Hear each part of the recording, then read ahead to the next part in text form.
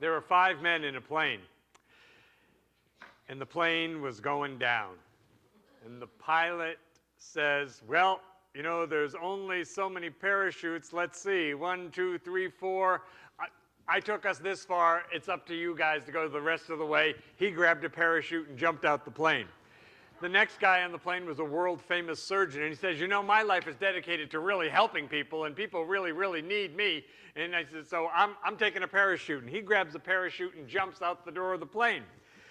The lawyer says, well, you know, I'm one of the smartest people in the whole world, and the world really needs me, so I'm taking a parachute. And he grabs one and jumps out of the plane. And what's left is a minister and a little boy. And the minister says to the little boy, well, you know, he says, I've had a great life. Take the parachute.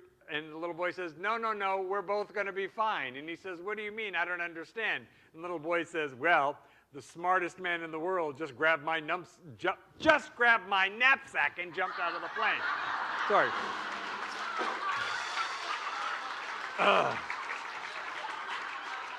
You got what I was trying to say. Okay. So, you know, I talk a lot about forgiveness here. That's a big spiritual practice for us in the Science of Mind philosophy, that forgiveness is maintenance. It's not a one-time thing. It's something we have to check in with every day. But you know, whenever I talk about forgiveness, people inevitably corner me after and say, what about self-forgiveness? And it's like, well, yeah, absolutely. Forgive yourself. That's a very good idea. When are you going to start? And then there's like, oh. I didn't say don't forgive yourself, but you know, people have lived their lives the way we've lived our lives, and then people seem to often turn it against themselves, and they then feel really guilty. And this is what I want to talk about today. So when we make ourselves feel guilty, or somebody else makes us feel guilty, we're held like in bondage by that thinking. You know, so you know, sometimes in life we think what we think for a period of time because it serves us, but then we evolve and we grow and we heal, and we can actually notice, gee, you know, that thinking doesn't really serve me anymore. It's time to let that idea go, that way of being, that way of thinking about myself and life and people and the world. You know, so my point is that purpose can have been completed, you know, but if it's been completed and we keep on with it, that ultimately does not serve us. Now, in the course of a long life, we're going to have lots of AFGOs, I call them. AFGO, another fine growth opportunity. There will be lots and lots and lots of those. And so the point is to learn from them. And if you actually learn from them, I mean really, really, like, okay, what's the learning here for me? What am I supposed to get out of this experience? What I have found to be so is that we don't have to go through it again. But you know, when people go through things again and again and again, they act surprised. But you know, when you really look and say, well, you know, why would you be surprised? You're still the same person. Nothing has changed in you. See, so when we go through something, particularly something that kind of grows us or stretches us or offers us an opportunity for transformation and healing and to look at things differently and all that stuff, we're supposed to be made different from the inside out as a result of that experience. And if we're still the same old person on the other side of that experience, no wonder that experience is going to come around again and again and again and keep coming around until we start to be made different from the inside out. You know, I love that there's a freedom of thought in this teaching, that we can outgrow an idea. We can outgrow a way of thinking. I mean, how often has it happened that we've been someplace and we'll hear somebody talking about something or what they're going through in their life, and we're silently saying to ourselves, I remember when I used to think that way, or I remember when that would have been my approach, but now I've changed, right? Something in me has shifted. I don't see the world that way anymore. See, early on in our teaching, when you come into the science of mind, we say you have to be definite with the infinite. Because the basic law of consciousness, the basic law of the universe, is that what you put out comes back to you. All right? So you have to put something definite out there. Know what you're putting out. Know where you're headed. And that's what the universe is responding to. And this is important early on in our spiritual development so that we understand that we are in a co-creative relationship with God. God's not doing it to us, right? That we are in a co-creative relationship. You know, in the Old Testament, it says that God gave Adam and Eve dominion over all that was in the garden. This means that they had free will, that they had choice as to whether they would evolve or not. They could just sit back and see, like, well, let's just hang out in the garden and see what happens. You know? So the law of mind, responds to our thought. But we get to determine our thought. We're free to choose, just like Adam and Eve were free to choose in the garden. Right? So we get to see that we get to see how our choices are objectified. You know, and how I look at it is I say, wow, okay, I made a choice. Does this work for me? Is this getting me more of what I want? Is this moving me further away from what I want? Is this supporting me? Am I having a more abundant life because of this, or am I having a less abundant life? You know, because I see this again and again, that people are so quick to label themselves. It's like they put a great big bumper sticker across their head. Oh, I realize I've done that here. But a label, so often, when we label ourselves, it's a limit. You know, it's a constriction or a restriction. That you, as an expression of divine consciousness, are a limitless being. You are made in the image and likeness of God, the scriptures tell us. That you are one with the one. You know, with the one mind, the one life, the one love, the one power in the universe. You are one with that. You know, one of the highest teachings that Jesus gave was that I am come that you might have life and have it more abundantly. That's an extraordinary teaching. That is of such high evolved consciousness, because the life abundant includes every good thing. It's health, it's wealth, it's loving relationships, it's creative expression. See? So we consciously create our life with God. We do this consciously. Not just like, well, let's just see what happens. Remember pinball machines? I loved pinball machines. I'm really sorry that they've kind of gone off the scene. Because, you know, a lot of people live their life like it's a pinball machine. Like they're like one of those silver ball bearings, and there's little flippers that just sort of bat them around. You know, and they'll say, well, I'll see how life bats me around today.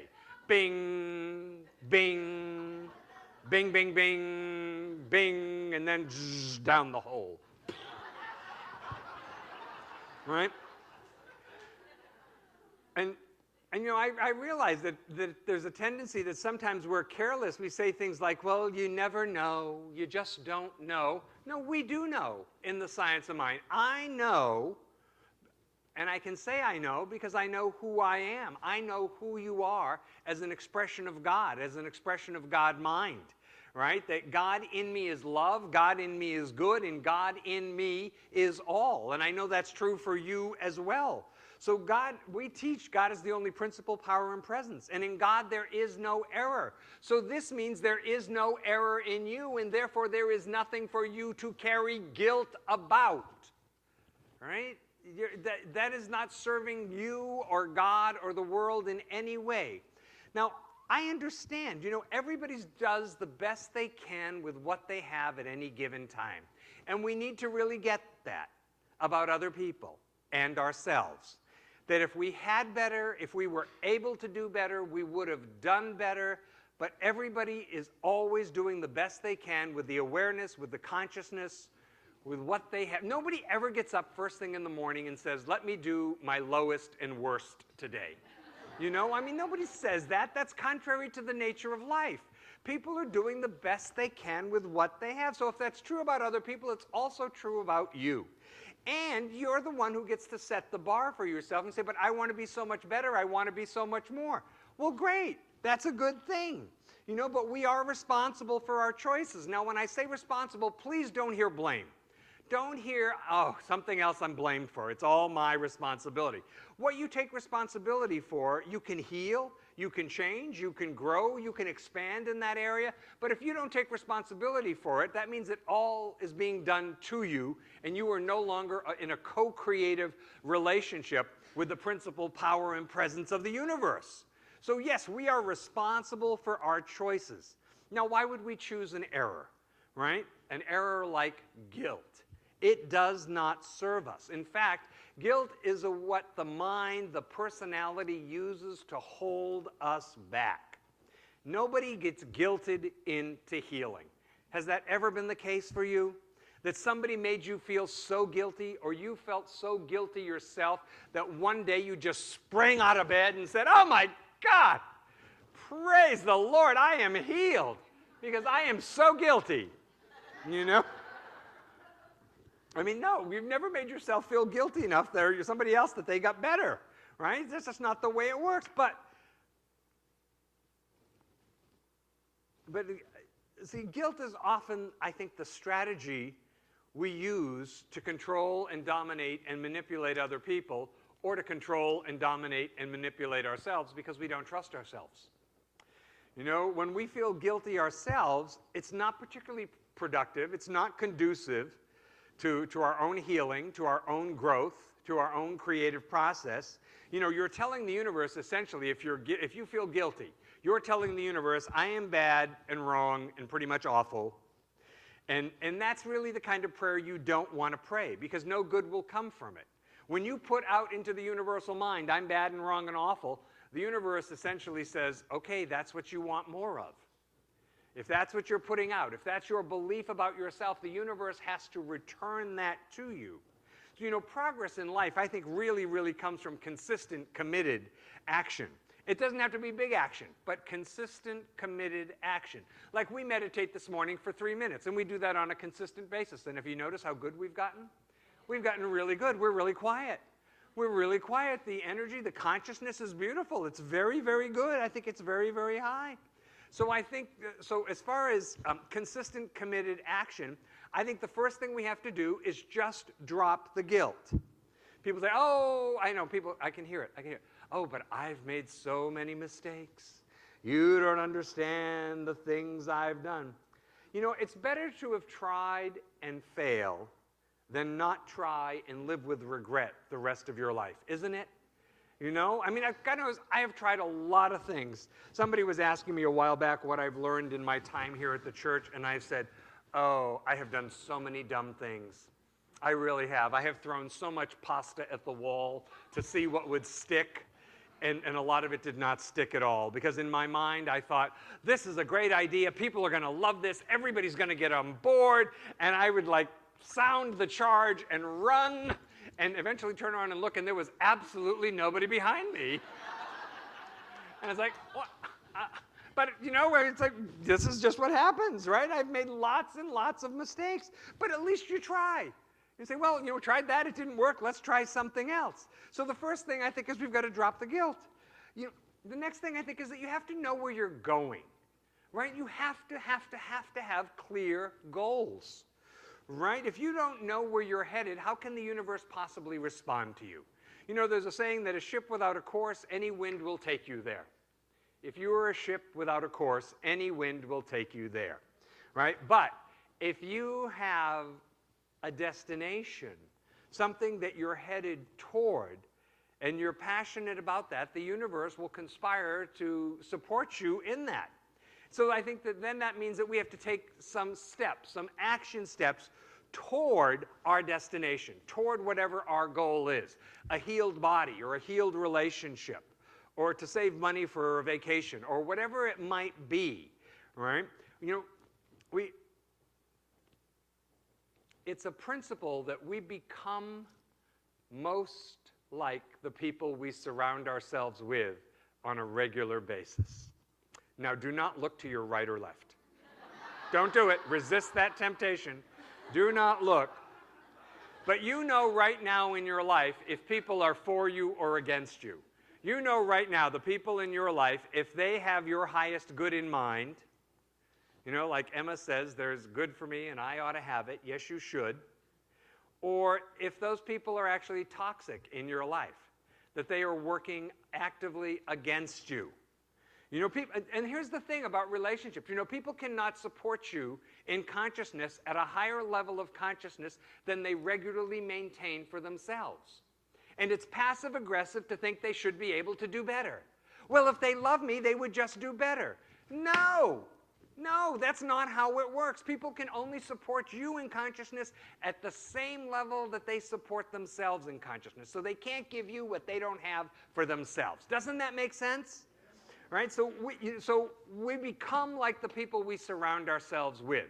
So if you were in a neighborhood of negative Nellies in your life, okay, then that's not really ultimately serving you. If the people you hang out with, you know, are not supportive and in your corner and raising you up like you are in their corner and you raise them up, then, you know, I think the bottom line is their good is elsewhere and they should go to it quickly. Yeah. Really, you know, it's like clearly, you know, your good is not here, your good is elsewhere, go to it quickly. You know, look, I understand. I am an acquired taste. I get that, you know. I do not think of myself as the Denny's of spiritual teaching, you know. I like to think of us as much more Spago, you know. So not everybody's going to like this. So if it's not for you, well, then I know that God has good for you. It's elsewhere. You should go to it quickly.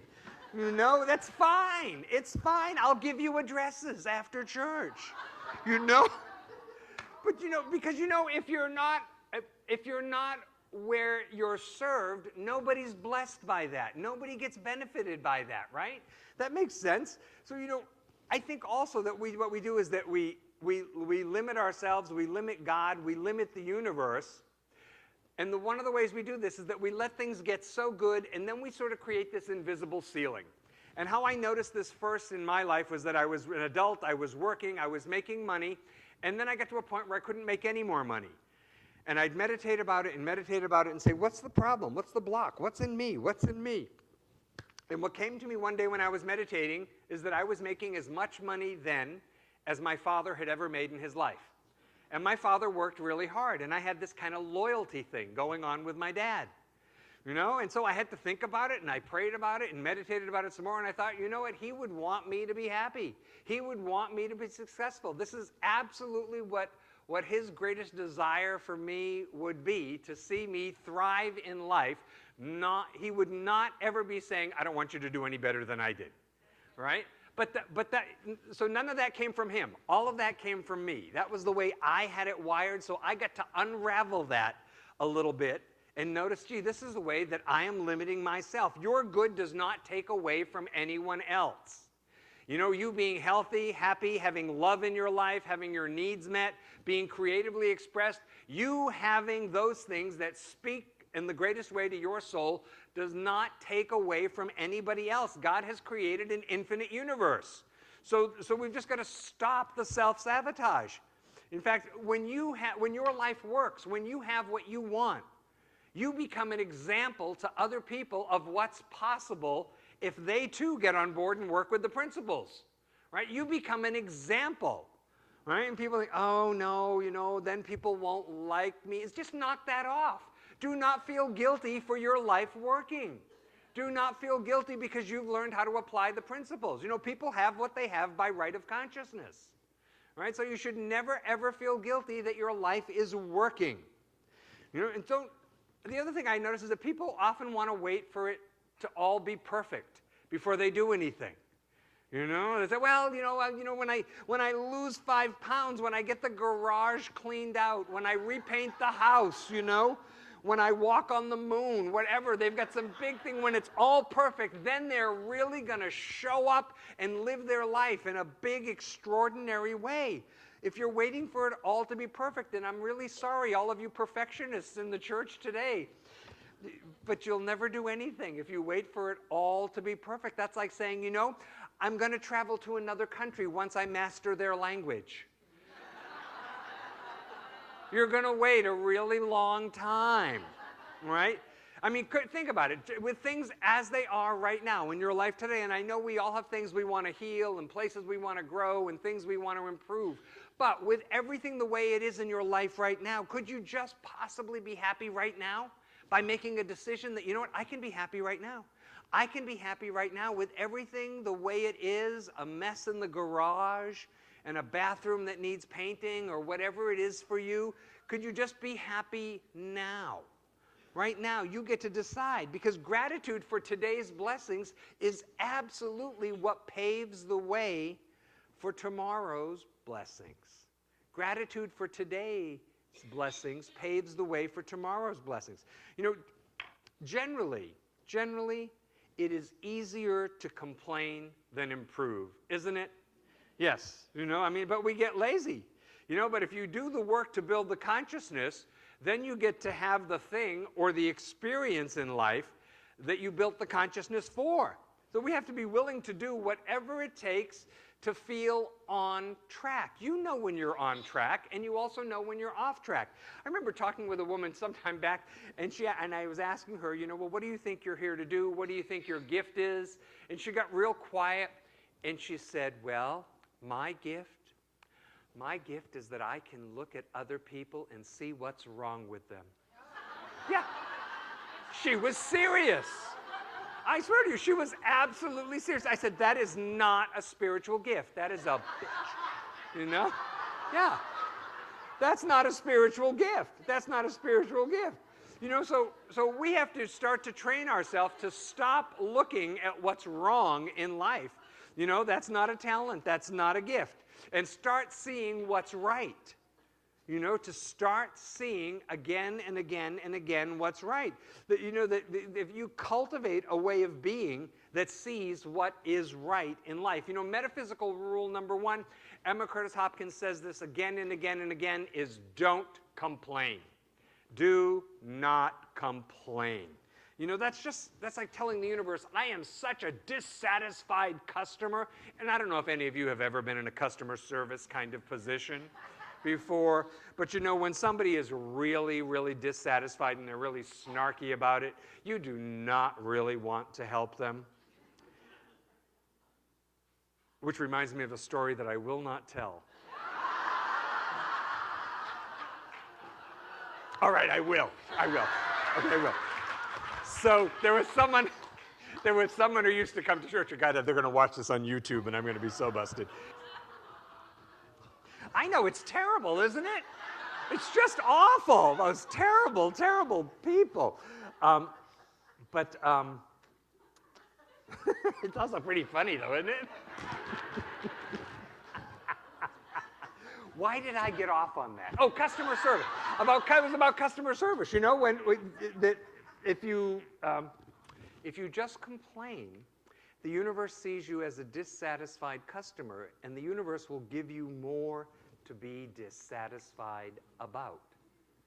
And then when you wake up, when your plane is landing, and you don't have a shoe, and you wonder what happened, you will know. So metaphysical rule number one, don't complain. You say, well, what do I do when I see that something is wrong? Two things. You go work on it in your consciousness first, because the reason you're seeing it out here is because you see it in here first.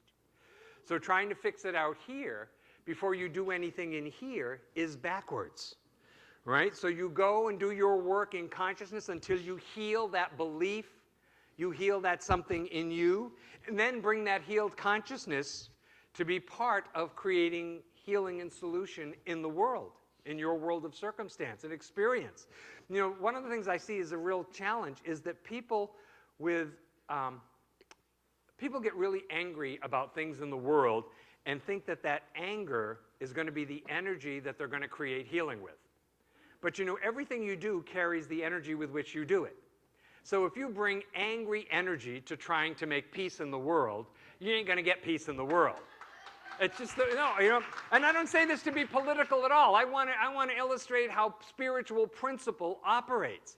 You know, as consciousness continues to evolve, we have leaky margins. Your consciousness is your consciousness wherever you go. So you can't have a consciousness at work and be one way at work with your coworkers and then think you can be different than that when you show up at home. You know, because of this leaky margin idea That, you know, wherever we go, there we are. We just keep showing up, don't we? For everything in our life. So, you know, you get healed in you first, and then you get to be part of bringing forth a greater good, a healing, a solution into the world, because that can only happen from a healed consciousness. Doesn't this make sense? You know, so I think, okay, so sometimes it's like, well, you know, they say, but these things that are happening in the world, they make me angry. Good. Now sit down and start to pray. Start to meditate so that you get healed with that. Part of why you're angry, I'm sorry, you know, but it's time to agitate the comfortable. Part of why you're angry is that it always gets your awareness and you don't do anything about it. And so rather than feeling like my lack of participation in this is what gets me activated, I want to project that out and be angry at those people out there. The reason God keeps bringing it to your attention is because you're supposed to be doing something about it, but not with an angry consciousness. You're supposed to work on it within you first. And if it's really important to you, then you say, okay, God, now that I'm healed in here, show me what's mine to do out here. Is this mine to do? And I realize not everything is ours to do, but some things are ours to do. Some things are ours to do, you know? They really are. You know, so it's easy to just say, oh, I'm just angry about the way the world is today, or something like that. But that's not the consciousness that's going to make it better. You know, if there's something that pulls at your heart, that's God's way of saying, hey, you know, a little prayer on a consistent basis here from you would be really good. You know, so I don't know what, I don't know. There's a million things, you know. We've got environmental things and world things and disease things and all kinds of stuff. So if there's something that gets you activated when you hear about it, that probably means that you're supposed to be giving that some of your spiritual attention, not just complaining about it when you get together with your cronies. You know what I mean? Because you know what? Nothing ever comes out of the complaining with our cronies, does it? And I know, I understand that that's fun, you know, that's fun. But then you go home and you lay on the sofa and you're depressed. And you say, gee, why don't I feel better? I was just with a bunch of my friends. And it seemed like we were having really lively conversation. You know, so it's because there's a spiritual principle involved. And that principle is that as we get healed on the inside first, things get fixed inside first. You know, this is how I think it works metaphysically. That everything that requires a solution, that solution already exists in the mind of God right now. You know? So think of like the biggest problem you can think of. Right?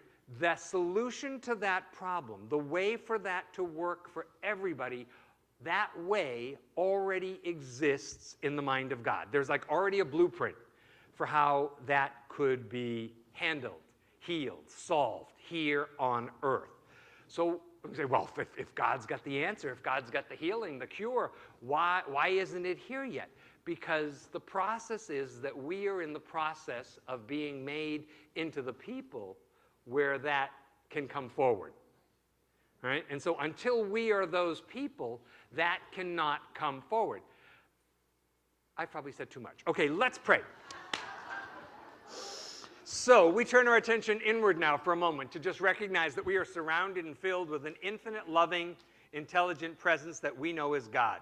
It's spirit, it's truth, it's the one life, the one love, and we are all it. And so in this awareness of our connection with God and with each other, I speak the word for us today that we are willing to let go of any unhealthy guilt. Guilt that we've heaved upon ourselves or guilt that we liberally share with others. You know, we just recognize that good does not come from this, that we have free will and we have choice, and right now is the point of power. Right now is the appointed time for us to step forward with an open heart and an open mind and an expanded consciousness and awareness of love's presence right here, right now, and that we get to be different and made new from the inside out. I claim that this is so for each and every one of us, that we let go of something today. We release something that does not serve us anymore. Some pattern of thinking, some way of being, some thought, If it doesn't serve us, we just let it go. And we move forward knowing that the newness of infinite loving Spirit fills our life, and our life gets to be more and better than anything we've ever known thus far. So I claim for each and every one of us today that healing is taking place. And I don't know what that healing looks like, but I know that healing is the activity of life acting upon itself by means of each and every one of us. And for this, I am extremely grateful. So we include in our prayer today our friends and family members, and we know that right where they are, the fullness and the allness of God is. We let our prayer be a blessing in the world, so all of those things that pull at our attention, we say God is right there. God is right there, even in the midst of that, as healing, as peace, as all needs met. We bless our church. We bless all churches and synagogues and temples and mosques and ashrams, all paths to God. And I'm certain that we are blessed by being together, that we all get raised up, that everybody gets to be healed, and we welcome it. We say yes to it. And with a grateful heart, I just release this word, and so it is. Together we all say, Amen.